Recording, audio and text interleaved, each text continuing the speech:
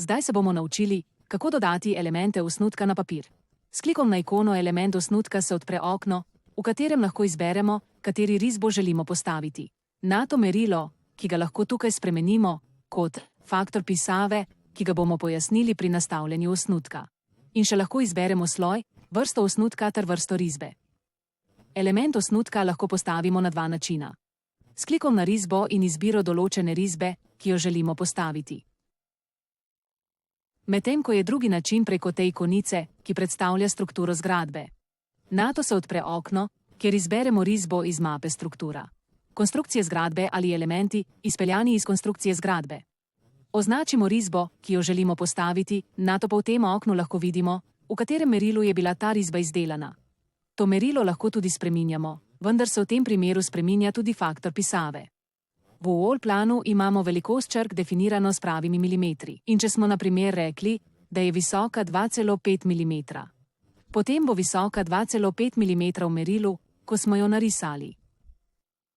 Toda če vzamemo isto to risbo in spremenimo merilo v 1:100, samodejno se nam faktor pisave zmanjša na 0,5, tako da se višina besedila prilagodi novemu merilu risbe.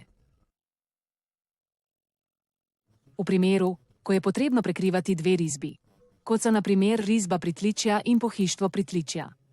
Vse, kar je potrebno, je klikniti nekje znotraj osnutka pritličja.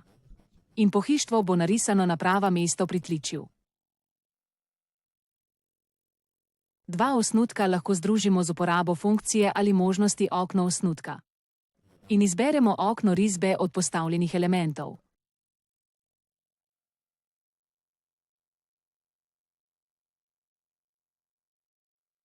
Z dvojnim klikom na okno risbe se odpre meni, v katerem so prikazani naši elementi osnutka.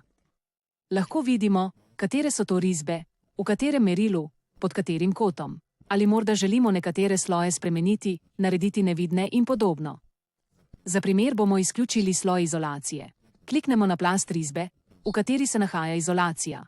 Odpre se okno z naslovom Vidljivost elementov osnutka in slojev. Ter izberemo zaklenjeno in izpišemo samo sloje, ki jih želimo videti v elementih načrta, in izključimo izolacijo.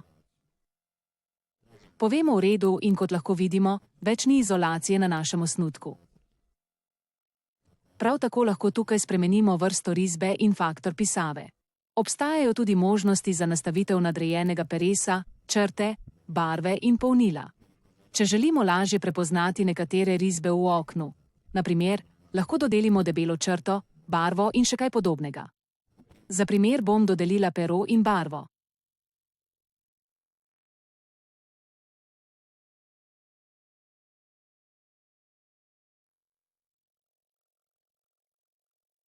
Ta okvir vidimo poleg vsake risbe, vendar to lahko izključimo z izbiro Pokaži v skri. In izključimo okvir okna pri elementu osnutka in pritisnemo v redu. V naslednji vadnici se bomo naučili, kako natisniti osnutek ali izvoziti PDF.